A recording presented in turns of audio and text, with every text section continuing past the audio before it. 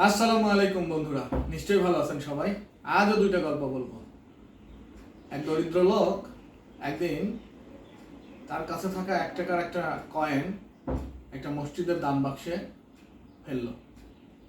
1 টাকার এক কয়েন ফেলার কারণে তার আশেপাশের লোক তাকে দেখে তাচ্ছিল্য করলো, হাসলো এবং তাকে বলল, শুধু এটুকুই? লোকটি খুব শান্তভাবে তাদেরকে উত্তর দিল যে আমার কাছে যা ছিল আমি ততটুকুই আমি আল্লাহর রাস্তায় দান করেছি, শুধুমাত্র আল্লাহর জন্য। এখানে বোঝার বিষয় হচ্ছে এটা বন্ধুরা, যে ঈমান এমন একটা বিষয়, নিয়ত এমন একটা বিষয় যেটা শুধু আল্লাহর জন্যই, এবং নিয়ত আপনার কাছে এতটাই গুরুত্বপূর্ণ যে আপনি যা নিয়ত করেন না কেন, আপনার ঈমান এবং নিয়ত আপনার জন্য অনেক গুরুত্বপূর্ণ। অর্থ কোনো বিষয় না, আপনাকে নিয়ত করতে হবে, অর্থ যাই হোক।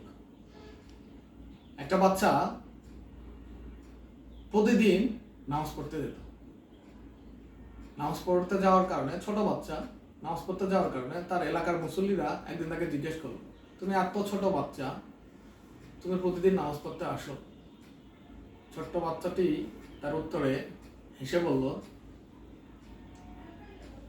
আমি ছোট, কিন্তু আমার আল্লাহ তো অনেক বড়। বিষয়টা হচ্ছে ইবাদত ছোট হোক আর বড় হোক, নিয়তের মাধ্যমে আপনি ইবাদত করতেই পারবেন। আপনাকে নিয়ত হচ্ছে সবচেয়ে বড় জিনিস। আপনার ছোট্ট ছোট্ট ইবাদতও একটা সময় অনেক ভালো কাজ হয়ে দাঁড়াবে, একটা সময় অনেক উপকার হয়ে দাঁড়াবে। একটা ছোট্ট বাচ্চা একটা অন্ধকার বদ্ধ রুমে থাকার কারণে কান্নাকাটি করতেছে। তার মা সামান্য একটা মোম জ্বলিয়ে ওই ঘরটিকে আলোকিত করলো।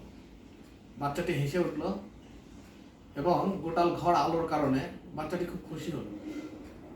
তার মা তাকে একটা মেসেজ দিল যে, বাবা, তোমার এই ছোট্ট ছোট্ট ভালো কাজই একটা সময় তোমার ভিতরের আনন্দটাকে আরো বেশি করবে। অর্থাৎ এখানে শিক্ষণীয় বিষয় হচ্ছে, আপনি যত ছোট কাজই করেন না কেন, যদি কাজটা ভালো হয়, যদি সৎ নিয়তে আপনি থাকেন, তাহলে আপনার এই ভালো কাজগুলোই আপনাকে একটা সময় বিশাল আনন্দের অংশীদারি করবে, বিশাল আনন্দের অনুভূতি দিবে।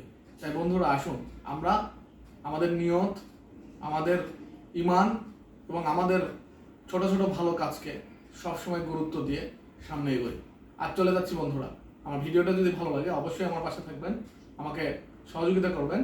আবারও দেখা হবে কোনো এক ভিডিও নিয়ে। ধন্যবাদ সেই পর্যন্ত। আসসালামু আলাইকুম।